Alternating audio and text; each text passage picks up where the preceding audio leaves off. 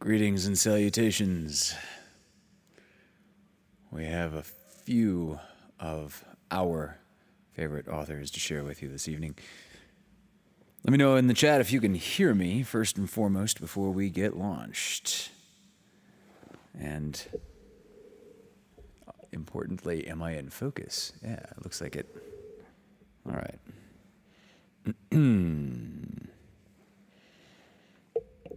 Hello, Don Emery, Kelsey Blaine Gibson, Meg, Angelica, Claire Foster, hello.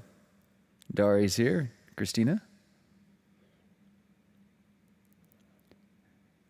Terry, hello. Hello, Miss Julie. Ruth Sanchez is here, of course. Christina. Hello, darling. And, okay. 17 watching and 17 thumbs up. These are pretty good numbers. Thank you very much. Celia, hello. Melissa Catano, the taste maker of Polly's online variety show requests. Yeah, so Wolfgang just had a big meal and then a bit of catnip. So we'll see how this does for him tonight.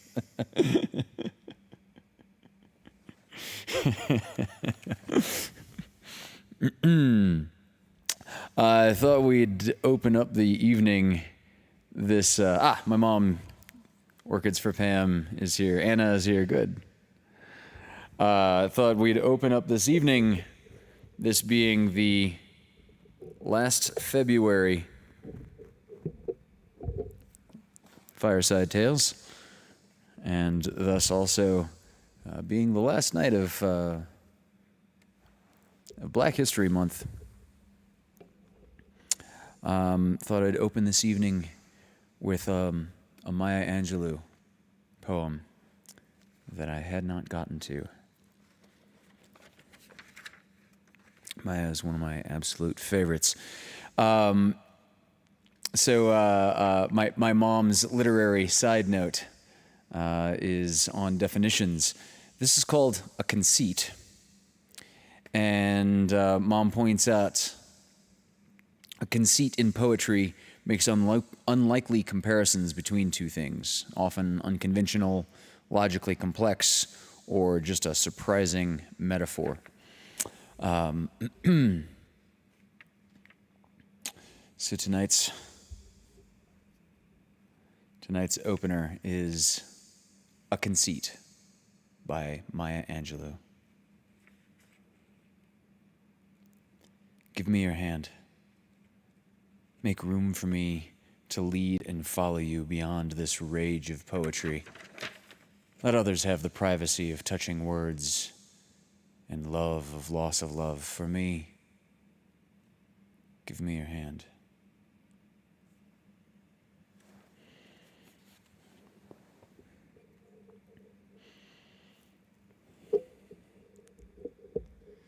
Oh, good. I see a few more of the regular suspects have joined us. Hello, Svetlana and Ben. Good to see you making a regular appearance in the chat. Joanne King, hello.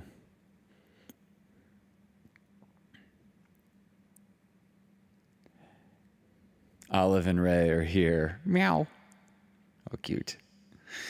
Hello, Emily Thatcher.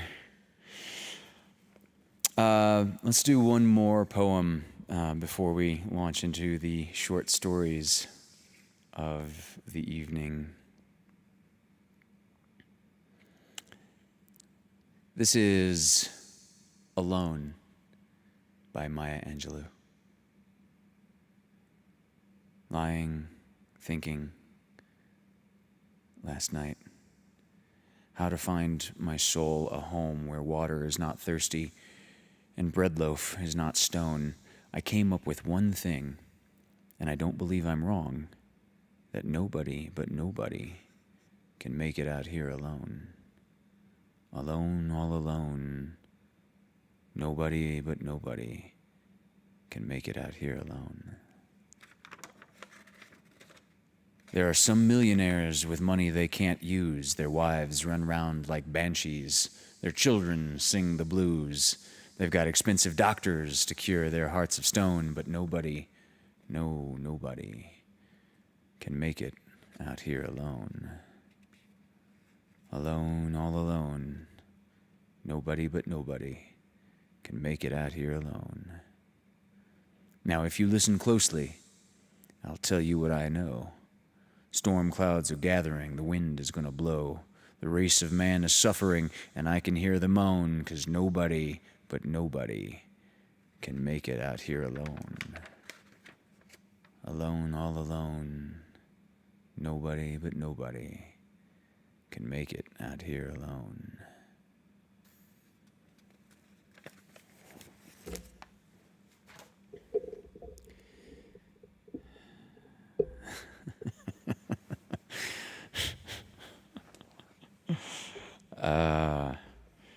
Sexy flannel personal Jesus. Thank you. Pay close attention to this Wednesday's weekly video on Hunter's Acoustic Cabin. You'll be pleasantly surprised.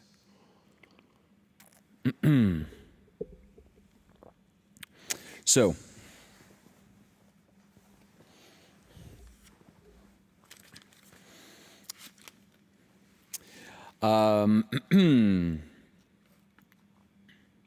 Rufus and Rosie.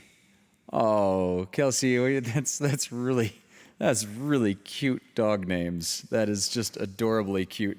Rufus and Rosie.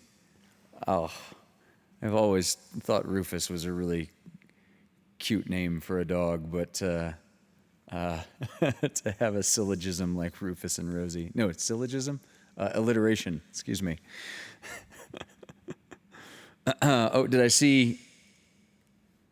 First time I've ever seen flannel and sexy in the same sentence. You know, Don, I thought something similar. I'm extremely flattered to people's reactions to flannel, but you know, when in Rome, do as the Romans do. When in the mountains, chop firewood and wear flannel. Oh, cool. Paul Carganilla is here.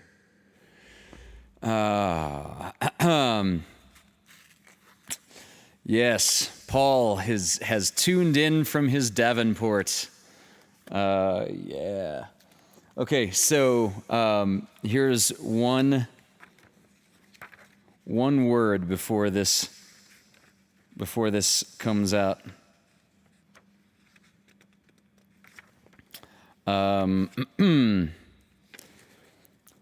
I had to look this up. This first short story is by H.H. Munro, who wrote under the pen name Saki. I've read a couple of Saki's short stories on these Fireside Tales so far. One was Through the Open Window, The Open Window.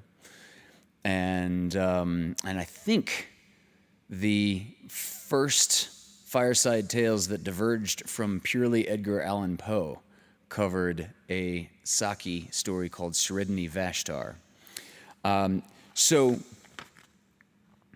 Tobermory is a short story by Saki. Saki is, despite the Japanese rice wine sound of his name, the guy is more British than blood pudding. I mean, he is, everything he writes just drips with all things British. Axminster. Axminster is a brand name for stupidly expensive hand-woven carpets and rugs. that goes back a couple hundred years, apparently. And so saying Axminster is like saying Kleenex. They mean tissues. They just mean a really, really expensive type of carpet or rug here. All right.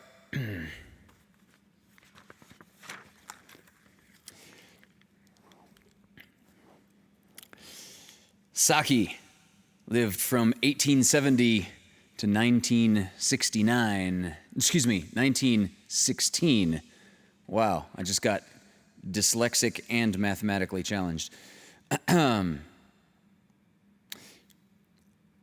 This is Tobermory by Saki.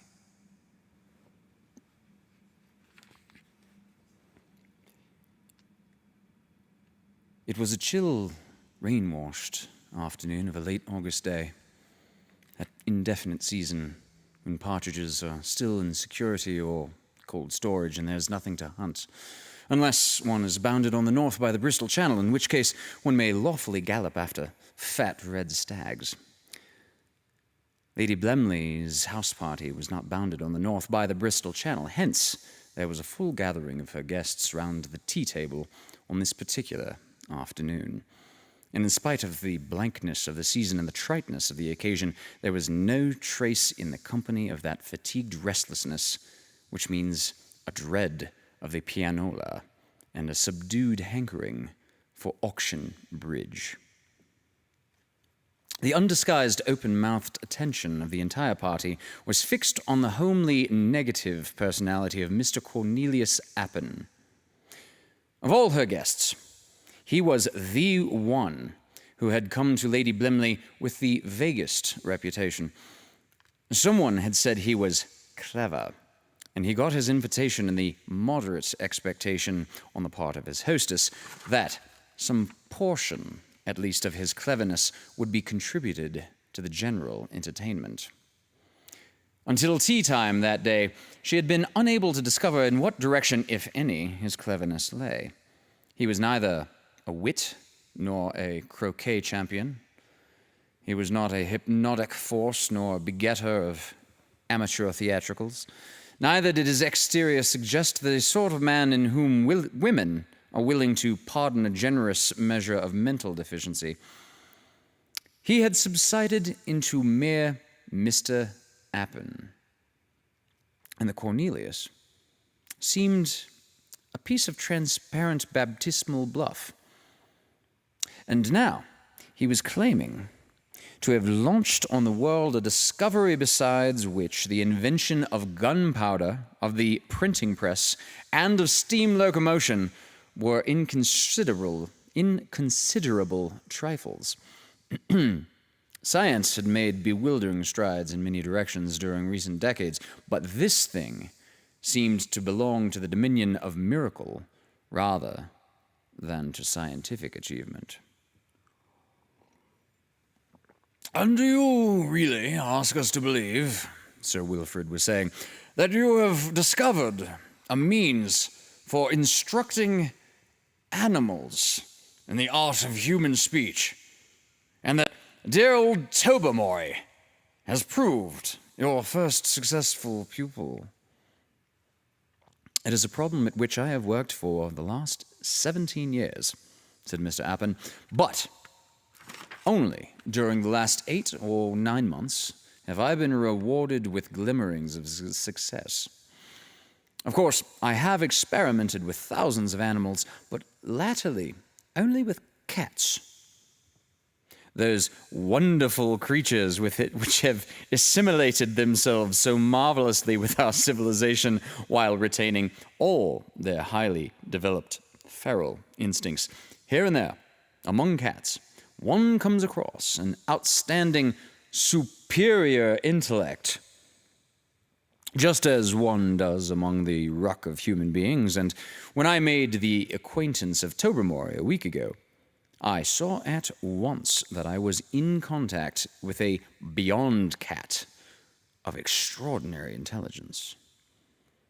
I had gone far along the road to success in recent experiments with Tobermory, as you call him. I have reached the goal.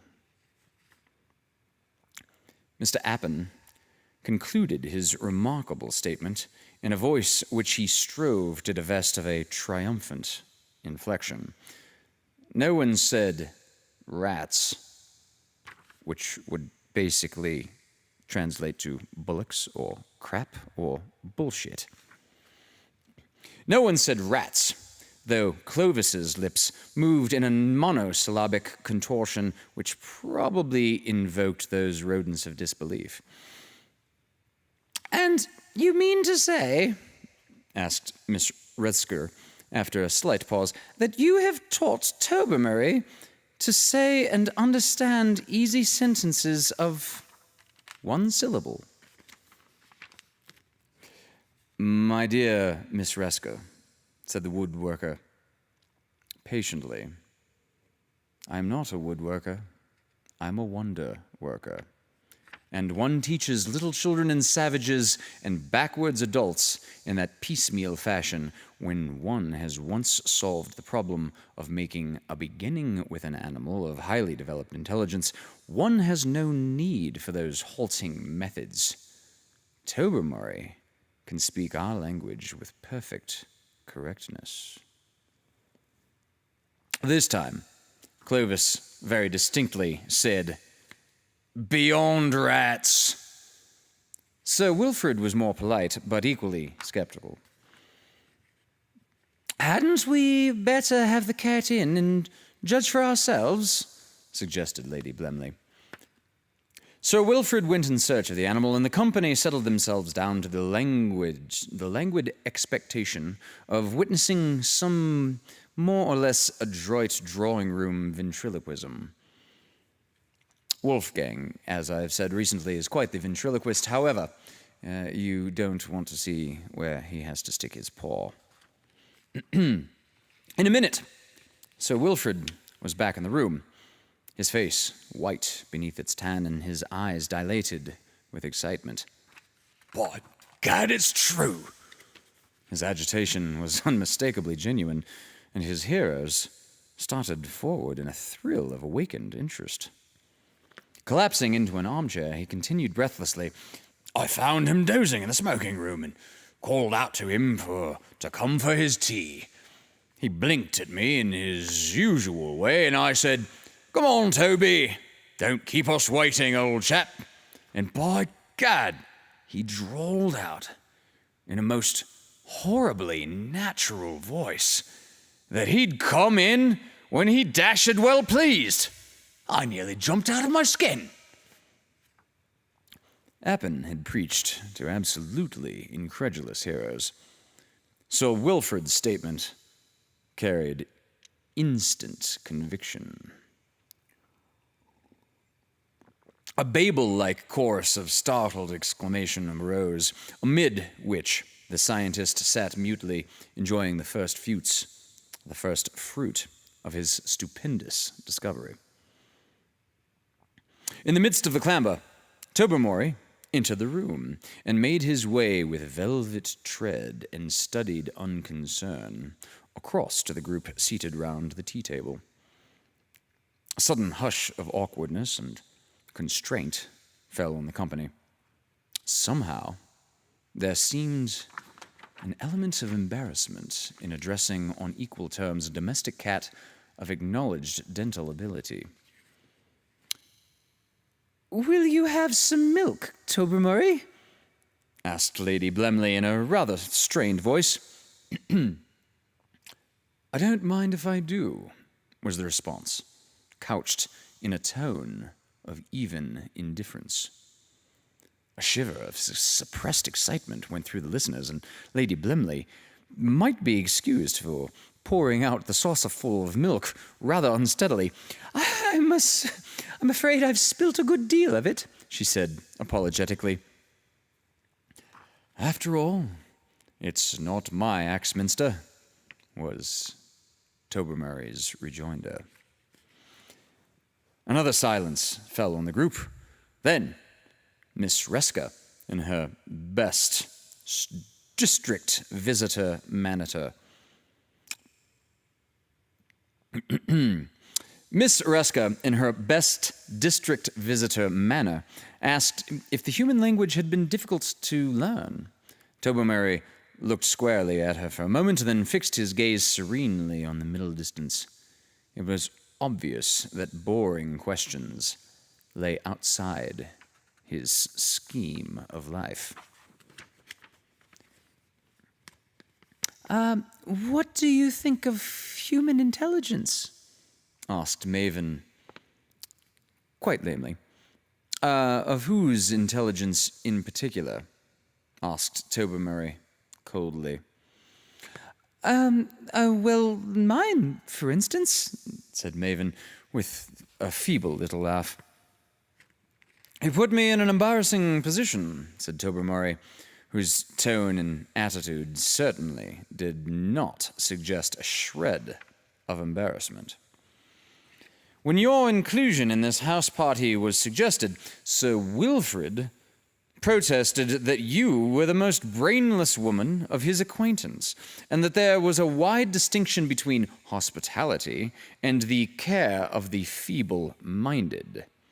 Lady Blemley replied that your lack of brain power was the precise quality which had earned you your invitation, as you were the only person she could think of who might be idiotic enough to buy her old car. You know, the one they call the Envy of Sisyphus, because it goes quite nicely uphill, but only if you push it. Lady Blemley's protestations would have had greater effect if she had not casually suggested to Mavis, only that morning, that the car in question would be just the thing for her down at her Devonshire home. Major Barfield plunged in heavily to effect a diversion. How about your carryings on with the tortoise-shell puss up at the stables, eh? The moment he had said it, everyone realized the blunder. One does not usually discuss these matters in public, said Tobermory frigidly.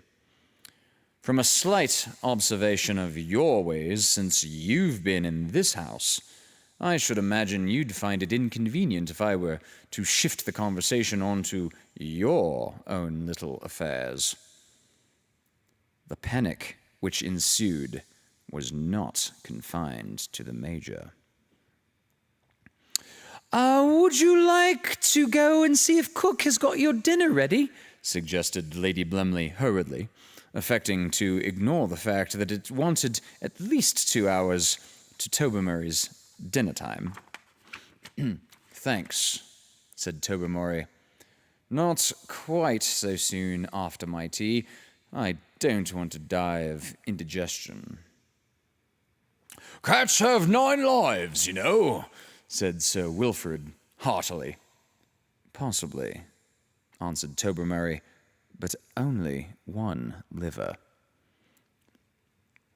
Adelaide, said Mrs. Coronet, do you mean to encourage that cat to go out and gossip about us in the servants' hall? The panic had indeed become general. A narrow ornamental balustrade ran in front of the most bedroom windows at the towers, and it was recalled with dismay that this had formed a favorite promenade for Tobermory at all hours, whence he could watch the pigeons and heaven knew what else besides. If he intended to become reminiscent in his present outspoken strain, the effect would be something more than disconcerting. Mrs. Coronet, who spent much time at her dressing table and whose complexion was reputed to be of a nomadic, though punctual, disposition, looked as ill at ease as the Major. Miss Scrawwyn, who wrote fiercely sensuous poetry and led a blameless life, merely displayed irritation. If you are methodical and virtuous in private, you don't necessarily want everyone to know it. Bertie Van Ton, who was so deprived at 17 that he had long ago trying to be any worse, turned up a dull shade of gardenia white, but he did not commit the error of dashing out of the room like Odo Finsbury, a young gentleman who was understood to be reading for the church and who was possibly disturbed at the thought of scandals he might hear concerning other people. Clovis had the presence of mind to maintain a composed exterior. Privately, he was calculating how long it would take to procure a box of fancy mice through the agency of Exchange and Mart as a species of hush money. Even in a delicate situation like the present, Agnes Reska could not endure to remain too long in the background. "Why did I ever come down here?" she asked dramatically. Tobermory immediately accepted the opening. "Judging by what you said to Miss Coronet on the croquet lawn yesterday, you were out for food. You described the Blimleys as the dullest people to stay with that you knew, but said they were clever enough to employ a first-rate cook. Otherwise, they'd find it difficult to get anyone to come down a second time." "There's not a word of truth in it. I appeal to Miss Cornet," exclaimed the discomfited Agnes. "Miss Cornet repeated your remark afterwards to Bertie Van Ton," continued Tobermory, "and said, 'That woman is a regular hunger marcher, for she would go anywhere for 4 square meals a day.' And Bertie Van Ton said," at this point, the chronicle mercifully ceased. Tobermory had caught a glimpse of the huge gray tomcat named Wolfgang from the rectory, working his way through the shrubbery toward the stable wing in that beastly dominant way he affected every movement and stride. In a flash, he had vanished through the open French window. With the disappearance of his too brilliant pupil, Cornelius Appin found himself beset by a hurricane of bitter upbraiding, anxious inquiry, and frightened entreaty. The responsibility for the situation lay with him, and he must prevent matters from becoming worse. Could Tobermory impart his dangerous gift to other cats? This was the first question he had to answer. It was possible, he replied, that he might have initiated his intimate friend, the stable puss, into his new accomplishment, but it was unlikely that his teaching could have taken a wider range as of yet. "Then," said Miss Cornet, "Tobermory may be a valuable cat and a great pet, but I'm sure you'll agree, Adelaide, that both he and the stable cat must be done away with without delay." "You don't suppose I've enjoyed the last quarter of an hour, do you?" said Lady Blemley bitterly. "My husband and I are very fond of Tobermory. At least, we were before this horrible accomplishment was infused into him. But now, of course, the only thing is to have him destroyed as soon as possible." "We can put some strychnine in the scraps he always gets at dinner time," said Sir Wilfrid, "and I will go down and drown the stable cat myself. The coachman will be very sore at losing his pet, but I'll say a very catching form of mange has broken out in both cats, and we're afraid of it spreading to the kennels." "But my great discovery," expostulated Mr. Appin, "after all my years of research and experiment." "You can go and experiment on the shorthorns at the farm who are under proper control," said Mrs. Coronet, "or the elephants at the zoological gardens. They're said to be highly intelligent, and they have this recommendation that they don't come creeping about our bedrooms and under chairs, eavesdropping, and so forth." An archangel ecstatically proclaiming the millennium and then finding that it clashed unpardonably with Henley would have been indefinitely postponed could hardly have felt more crestfallen than Cornelius Appin at the reception of his wonderful achievement. Public opinion, however, was against him. In fact, had the general voice been consulted on the subject, it is probable that a strong minority vote would have been in favor of including him in the strychnine diet as well. Defective train arrangements and a nervous desire to see matters brought to a finish prevented an immediate dispersal of the party, but dinner that evening was not a social success. Sir Wilfrid had had rather a trying time with the stable cat and subsequently with the coachman. Agnes Resker ostentatiously limited her to repast to a morsel of dry toast, which she bit as though it were a personal enemy, while Mavis Pellington maintained a vindictive silence throughout the meal. Lady Blemley kept up a flow of what she hoped was conversation, but her attention was fixed on the doorway. A plateful of carefully dosed fish scraps was in readiness on the sideboard. But sweets and savory and dessert went their way, and no Tobermory appeared, either in the dining room or in the kitchen. The sepulchral dinner was cheerful compared with the subsequent vigil in the smoking room. Eating and drinking had at least supplied a distraction and cloak to the prevailing embarrassment.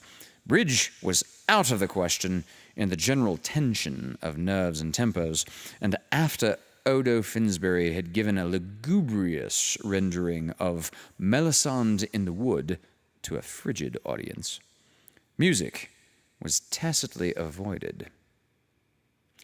At 11, the servants went to bed, announcing that the small window in the pantry had been left open as usual for Tobermory's private use. The guests read steadily through the current batch of magazines and fell back gradually on the badminton library and bound volumes of Punch. Lady Blemley made periodic visits to the pantry, returning each time with an expression of listless depression which forestalled questioning. At 2 o'clock, Clovis broke the dominating silence.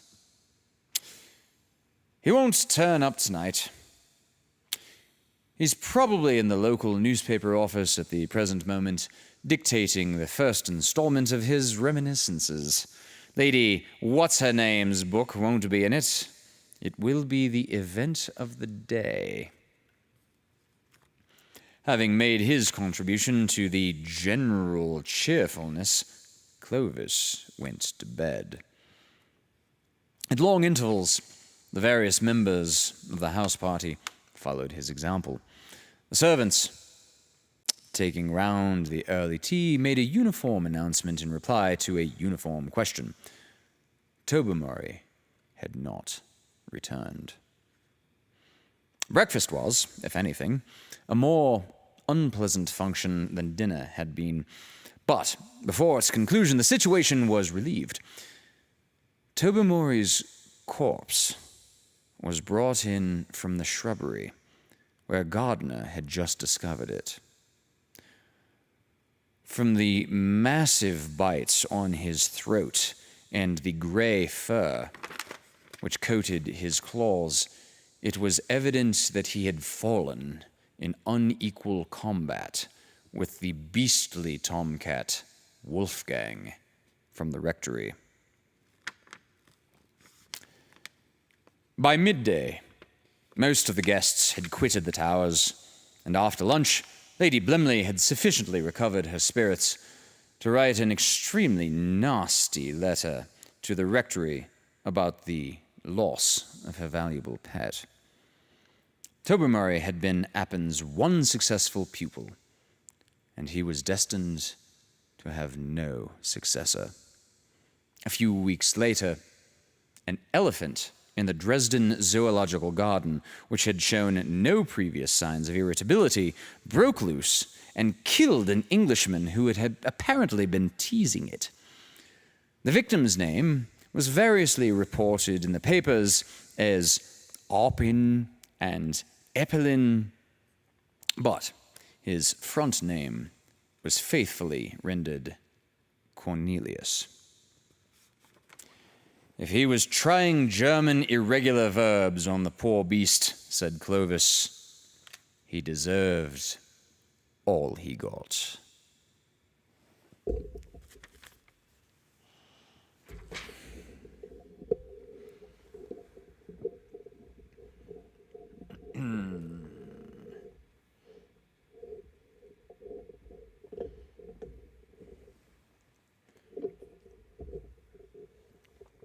Right, the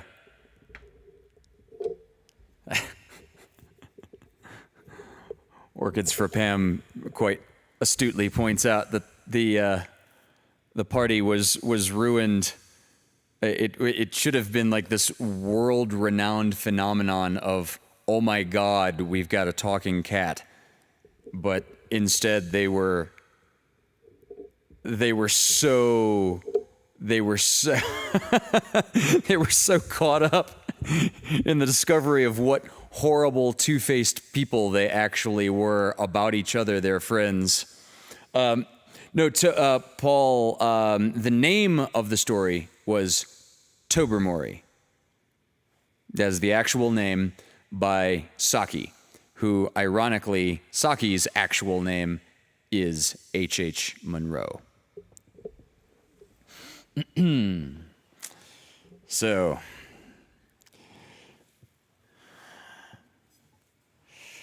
next we refill the tea and move to another climate, another part of the world, and another narrator. Another narrator who drinks bourbon.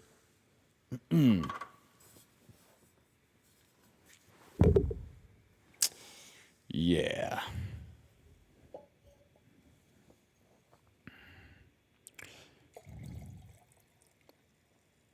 Right before the pandemic. Matter of fact, my last, wow, this had not occurred to me.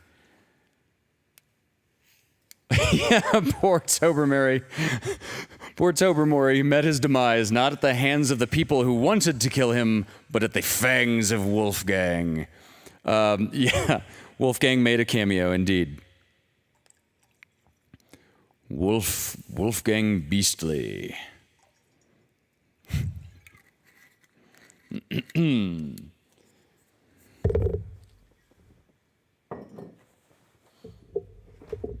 So,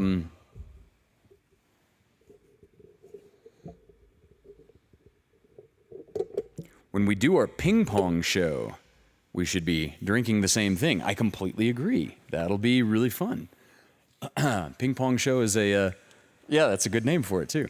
It might take some creative marketing to show the people that we're not actually playing ping pong. However, I got the concept, and it's a good one. Hello, Malika. Hello, darling. Yes. Hunter changed the names to protect the innocent, indeed.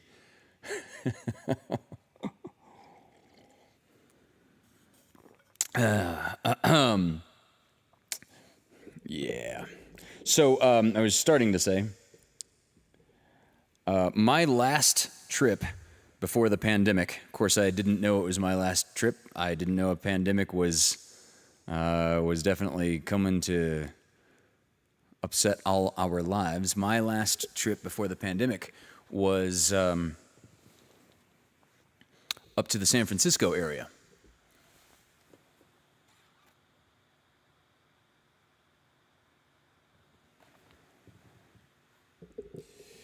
And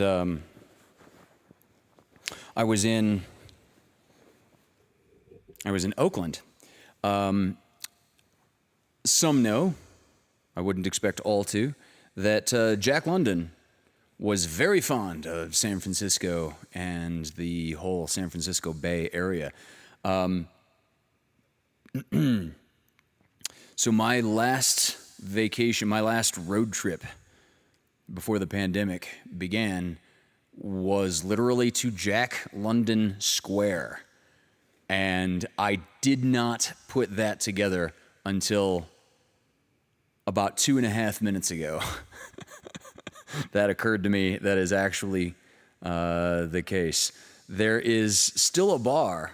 There's still a bar in Oakland that you can go to that Jack London drank at that has the last still operating gas lantern fed by like the city's natural gas grid.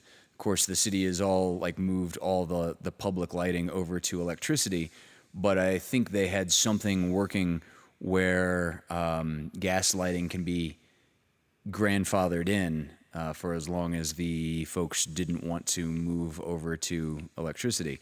There is one bar left, and I believe it is appropriately called the Gaslight Bar. And I was not drinking at the time, so I just went in to sort of soak up the history and look around and kind of be present at like, this is a place that Jack London came and thought about writing and drank, when he wasn't in Alaska, of course. But this is one of those places that he came to organize his notes and thoughts. Wow.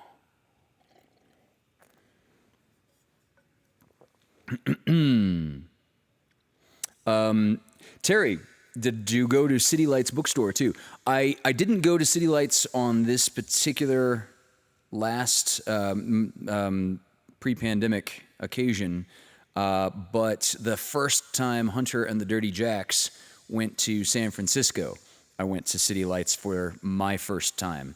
And I think for maybe 5 or 10 subsequent Hunter and the Dirty Jacks tours going through San Francisco, I made damn sure that that they dropped me off at City Lights. Like the tour bus stopped out front, and of course parking there is such that you can't park a tour bus there. But let me off and then text me where you guys end up parking the bus. And sometimes some of the guys would go in with me too. But yeah, I did a lot of trips over the years to City Lights. As a matter of fact, some of the books here in the cabin right now, I bought at City Lights. Yeah. So, in addition to his love of the San Francisco Bay Area, Jack London is very much known for his love of Alaska. The regular viewers, which I expect is like 99% of the people watching right now, will recognize the story I read, was it 2 weeks ago? We read To Build a Fire. That was the Jack London story with the very dim-witted man and the very intelligent dog. Jack London writes animals up there with Richard Adams.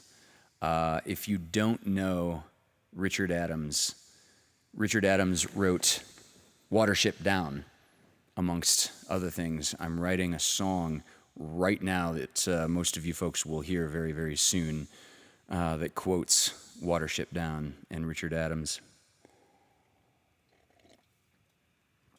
Paul, you're going to love this song in particular. Yeah, Paul, you are going to love this song in particular. Holy crap. But enough about songwriting.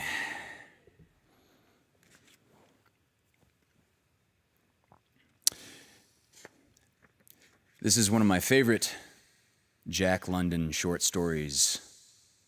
It's called That Spot. I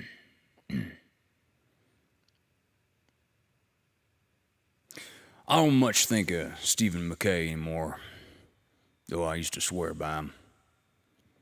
I know that in those days I loved him more than my brother. If ever I met Stephen McKay again, I shall not be responsible for my actions. It passes beyond me that a man with whom I shared food and blanket, and with whom I mushed over the Chillicoot Trail, should turn out the way he did. I always sized up Steve as a square man, a kindly comrade without an iota of anything vindictive or malicious in his nature. I shall never trust my judgment in men again. Why, I nursed that man through typhoid fever. We starved together on the headwaters of the Stewart, and he saved my life on the Little Salmon. And now, after the years we were together, all I can say of Stephen McKay is that he is the meanest man I ever knew. We started for the Klondike in the fall rush of 1897. We started too late to get over Chillicoot Pass before the freeze-up. We packed our outfit on our backs part of the way over when the snow began to fly, and then we had to buy dogs in order to sled the rest of the way. That was how we came to get that spot. Dog prices were high, and we paid $110 for him. He looked worth it. I say looked, because he was one of the finest appearing dogs I ever saw. He weighed 60 pounds, and he had all the lines of a good sled animal. We never could make out what his breed was. He wasn't Husky, nor Malamute, nor Hudson Bay. He looked like all of them, and he didn't look like any of them.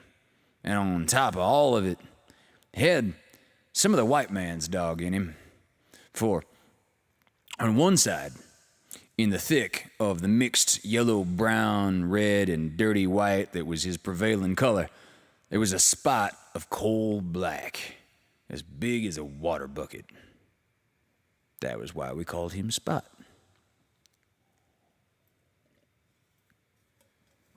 He was a good looker, all right. When he was in condition, his muscles stood out in bunches all over him.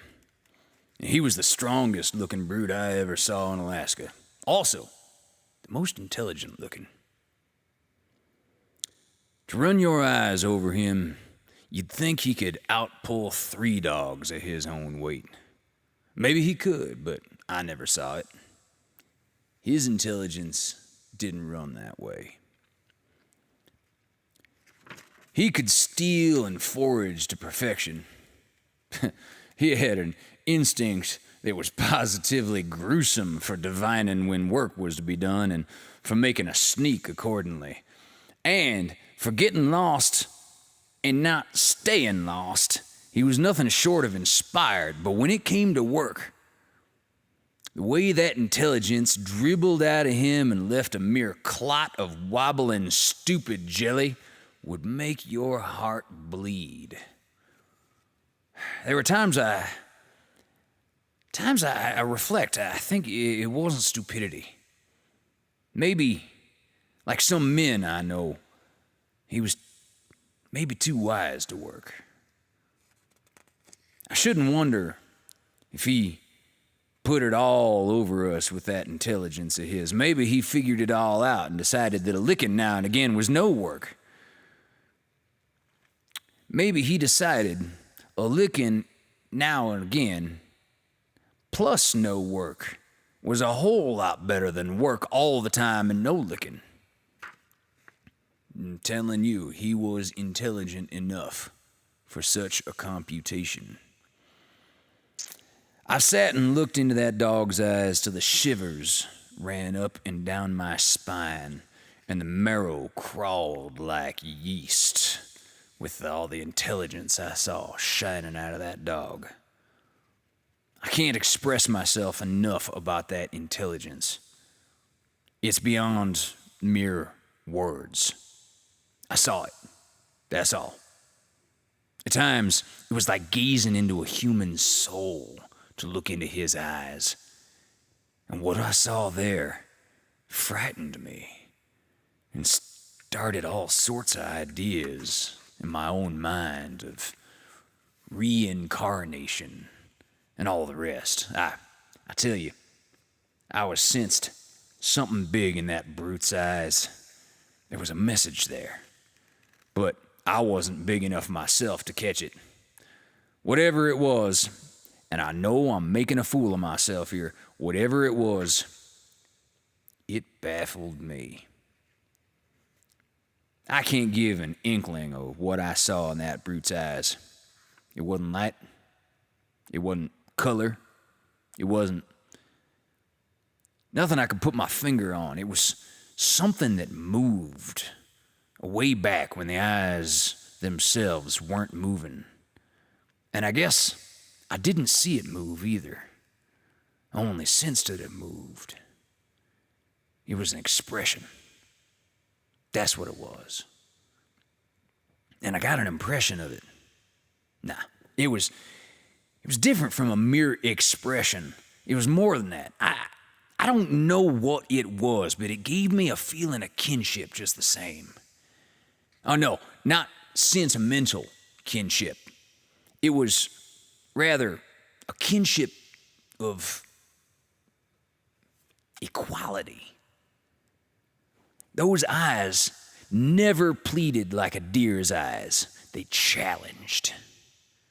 Now, it wasn't defiance. It was just a calm assumption of equality. And I don't think it was deliberate. My belief is that it was unconscious on his part. It was there because it was there, and it couldn't help shining out. Now, I don't mean shine. It didn't shine. It moved. I know I'm talking rot, but if you'd looked into that animal's eyes the way I have, you'd understand. Steve was affected the same way I was. Why, I tried to kill that spot once. It was no good for anything, and I fell down on it. I led him out into the brush, and he came along slow and unwilling. He knew what was going on. I stopped in a likely place, put my foot on the rope, pulled my big Colt 45, and that dog sat down and looked at me. I tell you, he didn't plead. He just looked. And I saw all kinds of incomprehensible things moving. Yeah, moving in those eyes of his.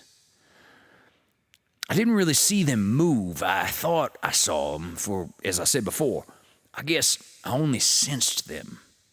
And I want to tell you right now that it got beyond me.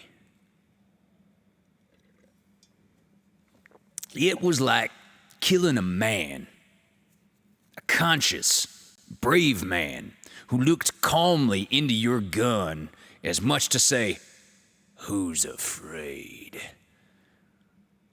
Then, too, the message seemed so near that instead of pulling the trigger quick, I stopped to see if I could catch the message. There it was, right before me, glimmering all around in those eyes of his. And then it was too late. I got scared. I was trembly all over, and my stomach generated a nervous palpitation that made me seasick. I just sat down and looked at that dog, and he looked at me till I thought I was going crazy. You want to know what I did? I threw down the gun, I ran back to the camp with the fear of God in my heart. Steve laughed at me, but I noticed that Steve led Spot into the woods a week later for the same purpose, and that Steve came back alone, and a little later, Spot drifted back too. At any rate, Spot wouldn't work. We paid $110 for him from the bottom of our sack, and he wouldn't work. He wouldn't even tighten the traces. Steve spoke to him the first time we put him in harness, and he sort of shivered. That was all. Not an ounce on the traces. He just stood still and wobbled like so much jelly. Steve touched him with the whip. He yelped, but not an ounce. Steve touched him again, a bit harder, and he howled. The regular howl, regular long wolf howl. Then Steve got mad and gave him half a dozen, and I came on the run from the tent. I told Steve he was brutal with the animal, and we had some words, the first we ever had. He threw the whip down in the snow, and he walked away mad. Well, I picked it up, and I went to it. That Spot trembled and wobbled and cowered before I ever swung the lash, and with the first bite of it, he howled like a lost soul. Next, he lay down in the snow. I started the rest of the dogs, and they dragged him along while I threw the whip into him. He rolled over on his back and bumped along, his 4 feet waving in the air, himself howling as though he was going through a sausage machine. He laughed at me, and I apologized for what I'd said. There was no getting any work out of that Spot. And to make up for it, he was the biggest pig glutton of a dog I ever saw. On top of that, he was the cleverest thief, too. There was no circumventing him. Many a breakfast we went without our bacon, because Spot had been there first. And it was because of him that we nearly starved to death up the Stewart. See, he figured out the way to break into our meat cache. And what he didn't eat, the rest of the team did. But he was impartial. He stole from everybody. He was a restless dog, always very busy, snooping around or going somewhere, and there never was a campfire within 5 miles he didn't raid. The worst of it was that they always came back on us to pay his board bill, which was just, being the law of the land, but it was mighty hard on us, especially that first winter on the Chillicoot when we were busted, paying for whole hams and sides of bacon that we never ate. And he could fight, too, that Spot. He could do everything but work. He never pulled a pound, but he was the boss of the whole team.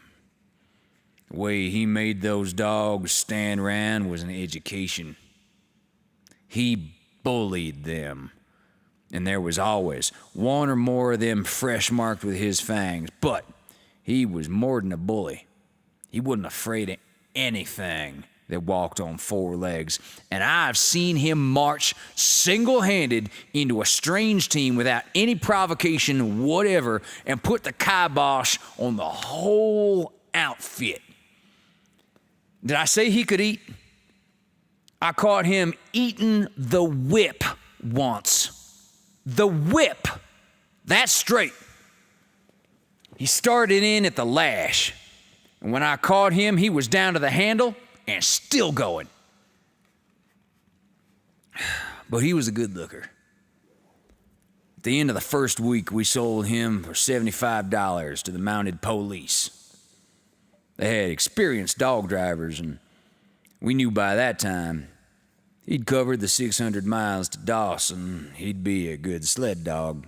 I say we knew, for we were just getting acquainted with that spot.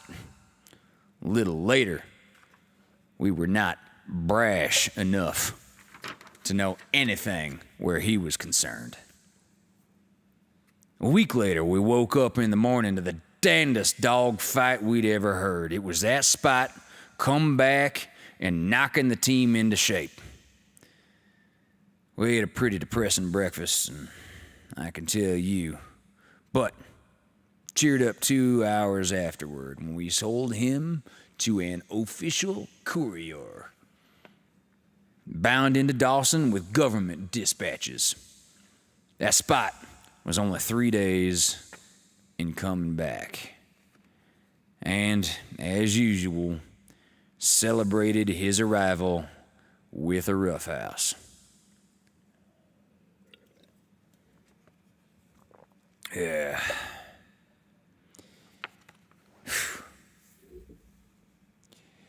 We spent the winter and spring after our own outfit was across the pass, freighting other people's outfits, and we made a fat steak. Also, we made money out of Spot. If we sold him once, we sold him 20 times. He always came back and no one asked for their money. We didn't want the money.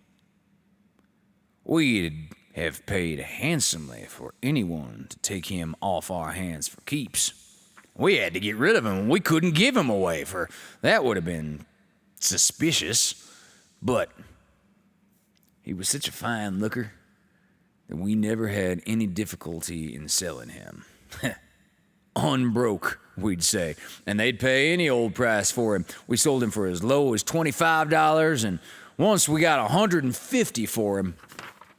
That particular party returned him in person, refused to take their money back, and the way he abused us was something awful. He said it was cheap at the price to tell us what he thought of us, and we felt he was so justified that we never talked back. But to this day, I never quite regained all the old self-respect that was mine before that man talked to me.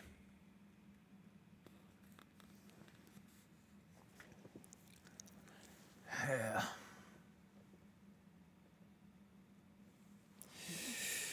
When the ice cleared out of the lakes and river, we put our outfit in a Lake Bennett boat and started for Dawson. We had a good team of dogs, and of course we piled them on top of the outfit. That Spot was along. There was no losing him. And a dozen times, the first day, he knocked one or another of them dogs overboard in the course of fighting with them. It was close quarters, and he didn't like being crowded. What that dog needs is space, Steve said the second day. Let's maroon him. Well, we did. Running the boat in at Caribou Crossing for him to jump ashore, 2 of the other dogs, good dogs too, followed him. And we lost 2 whole days trying to find them. We never saw those 2 dogs again, but the quietness and relief we enjoyed made us decide, like the man who refused his $150, that it was cheap at the price. For the first time in months, Steve and I laughed and whistled and sang. We were as happy as clams. The dark days were over. The nightmare had been lifted. That Spot was gone.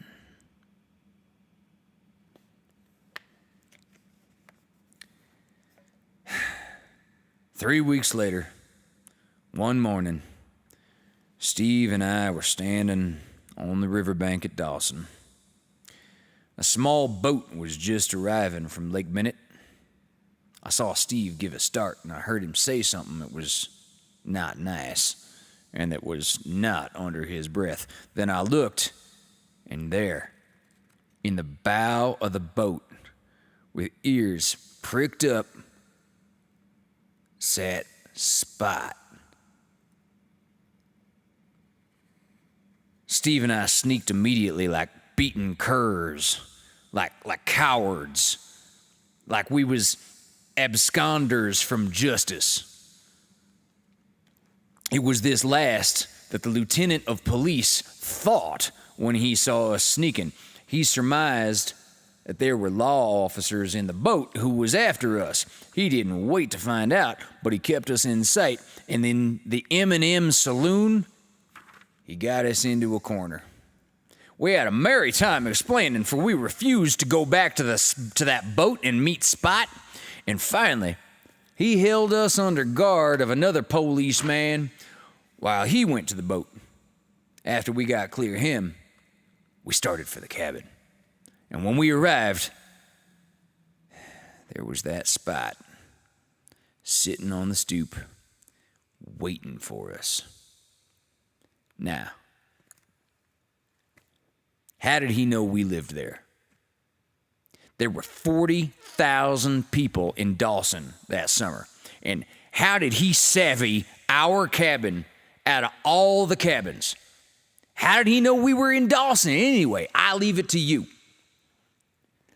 But don't forget what I have said about his intelligence and that immortal something I seen glimmering in his eyes.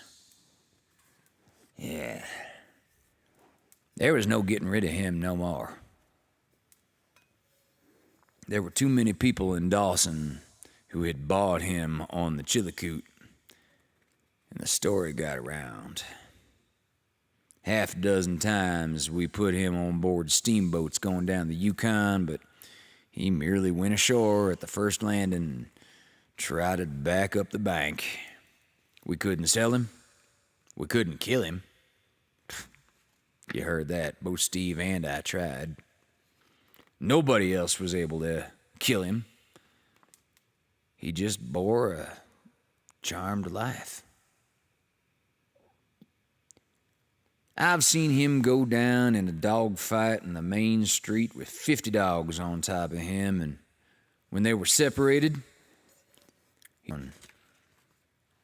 all his four legs unharmed, while two of the dogs that had been on top of him would be laying dead. I saw him steal a chunk of moose meat from Major Dinwiddle's cache so heavy he could just keep one jump ahead of Mr. Dinwiddle's cook, who was after him with an axe. As he went up the hill after the cook gave out, Major Dinwiddle himself came out, pumped his Winchester into the landscape. He emptied his magazine twice, never touched that Spot. Then a policeman came along and arrested him for discharging firearms inside the city limits. Major Dinwiddle paid his fine, and Steve and I paid him for the moose meat at the rate of $1 a pound. Bones and all, by the way, because that was what he had paid for it. Meat was high that year.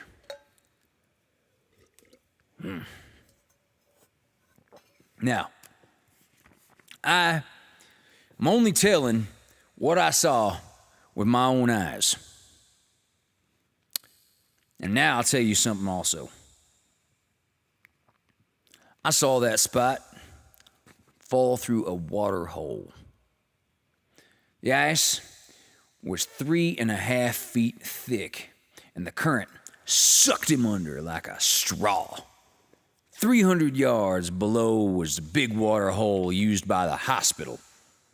Spot crawled out of the hospital water hole, licked off the water, bit out the ice that had formed between his toes, trotted up the bank, and whipped a big Newfoundland belonging to the gold commissioner.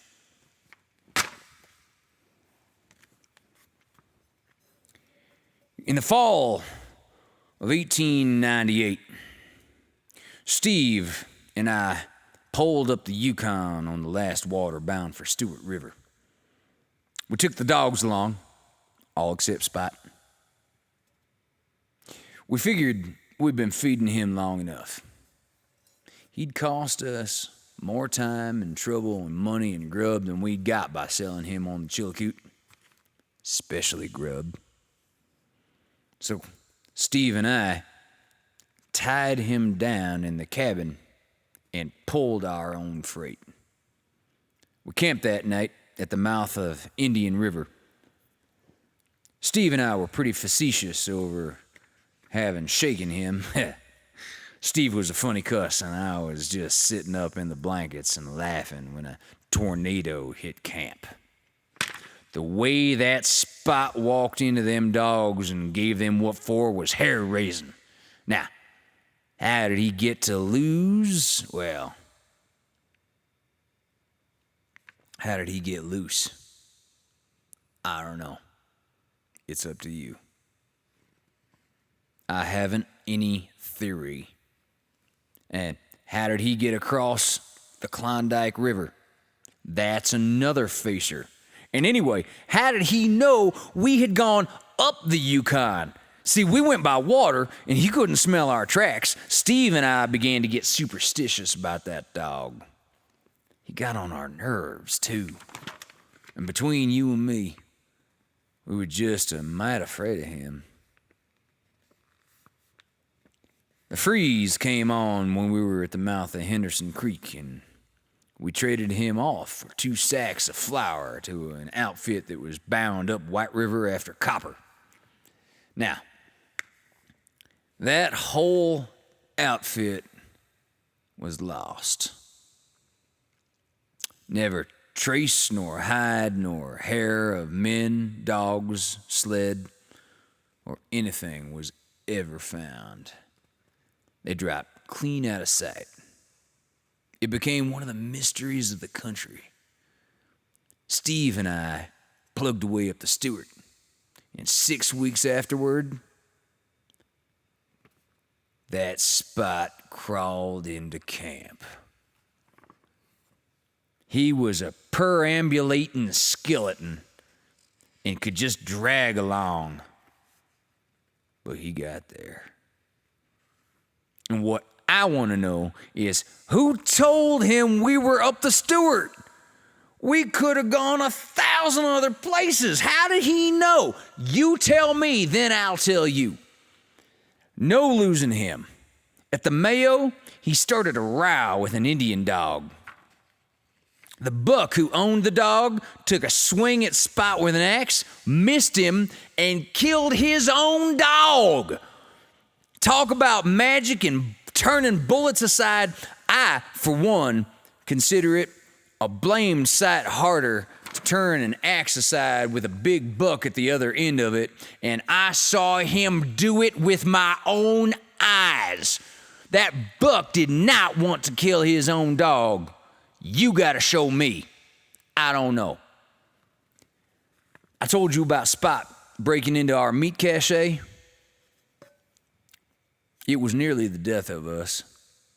There wasn't any more meat to be killed, and meat was all we had to live on. The moose had gone back several hundred miles, and the Indians with them. There we were. Spring was on, and we had to wait for the river to break.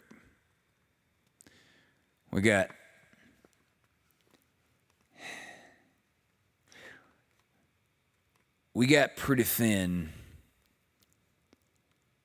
before we decided to eat the dogs.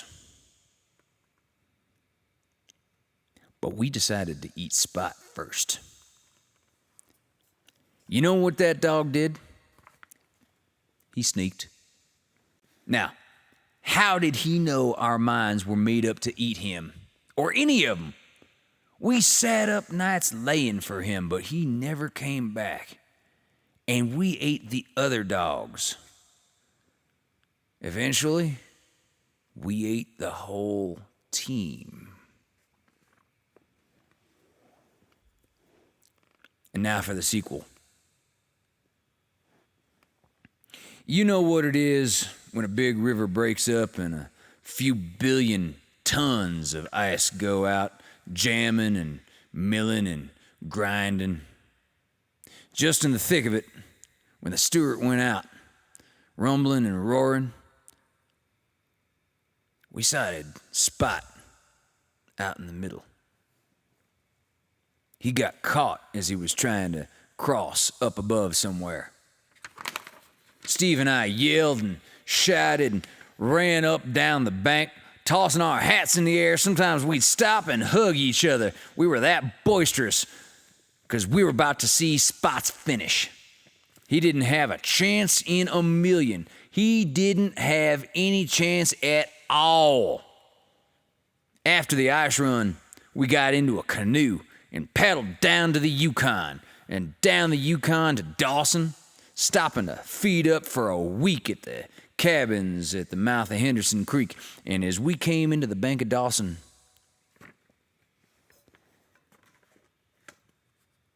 there sat that Spot, waiting for us. His ears pricked up, his tail wagging, his mouth smiling, extending this hearty welcome to us. Now, how did he get out of that ice?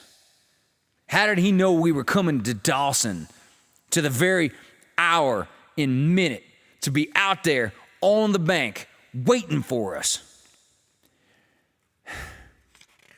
The more I think of that Spot,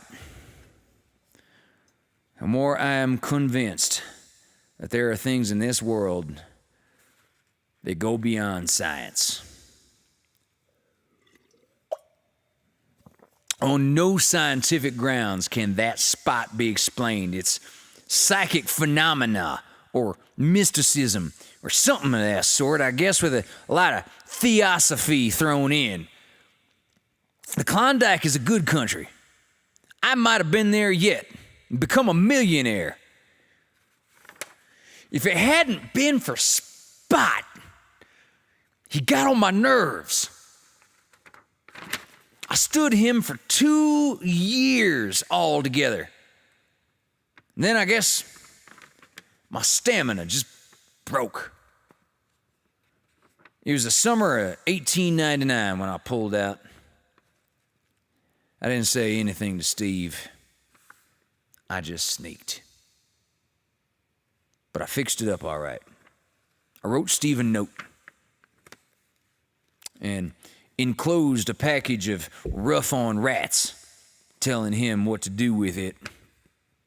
I was worn down to the skin and bone by that Spot, and I was nervous that I'd jump and look around when there wasn't anybody hailing distance, but it was astonishing the way I recuperated when I got rid of him. I got back 20 pounds before I arrived in San Francisco, and by the time I'd crossed the ferry to Oakland, I was my old self again. So that even my wife looked at vain for any change in me. Steve wrote to me once. His letter seemed irritated. He took it kind of hard because I'd left him with Spot. Also, he said he'd used the rough-on rats per directions and that there was nothing doing. A year went by. I was back in the office and prospering in all ways, even getting a bit fat. And then Steve arrived. He didn't look me up. I read his name in the steamer list, and I wondered why. But I didn't wonder long.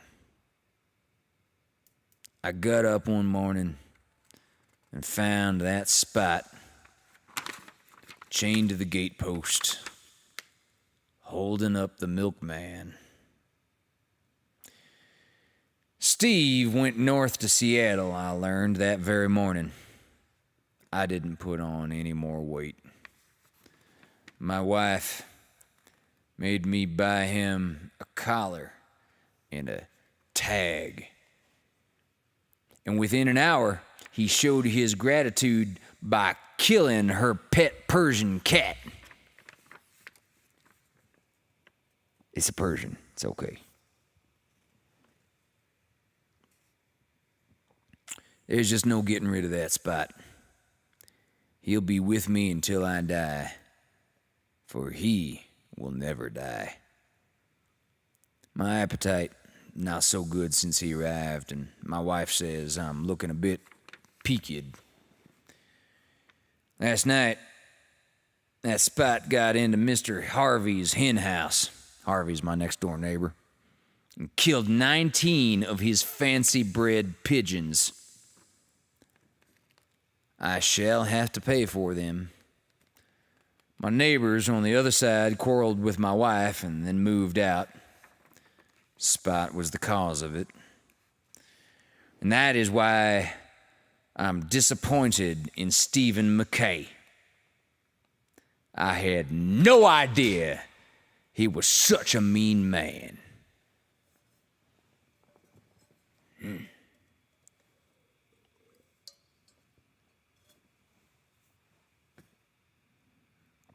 Yeah.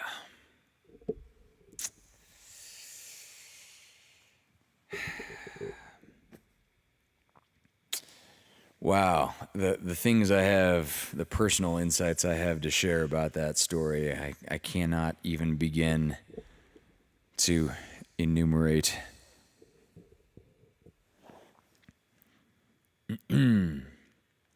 I was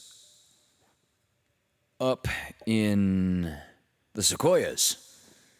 I was camping completely by myself. I don't quite remember what I had done for cat care at that particular time, because Wolfgang had 2 pride mates, and I would go on camping trips by myself from time to time and leave them at the condo in Los Angeles. On one particular trip,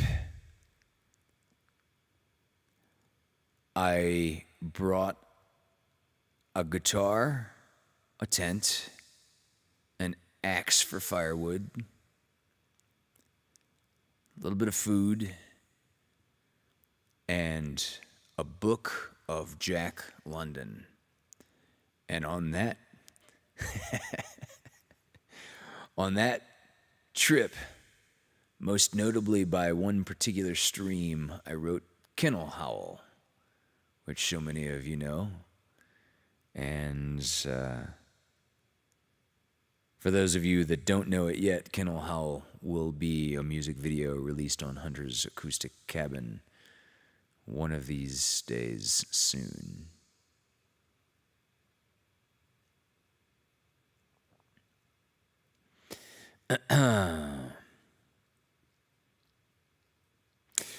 Well, we have reached that time in the evening.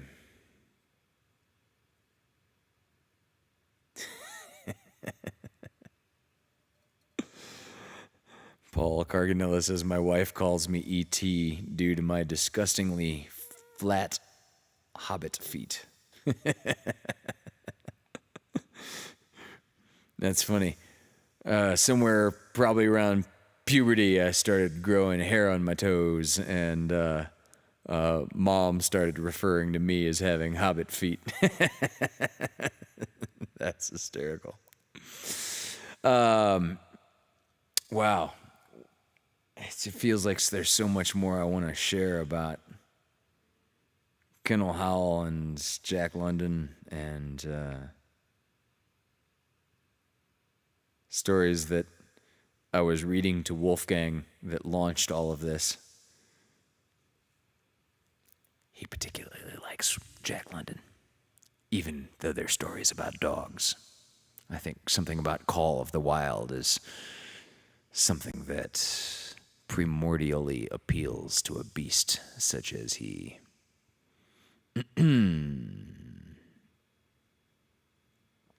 So we've reached the point in the evening where I'm just going to turn up the fire and let you all say goodnight to each other.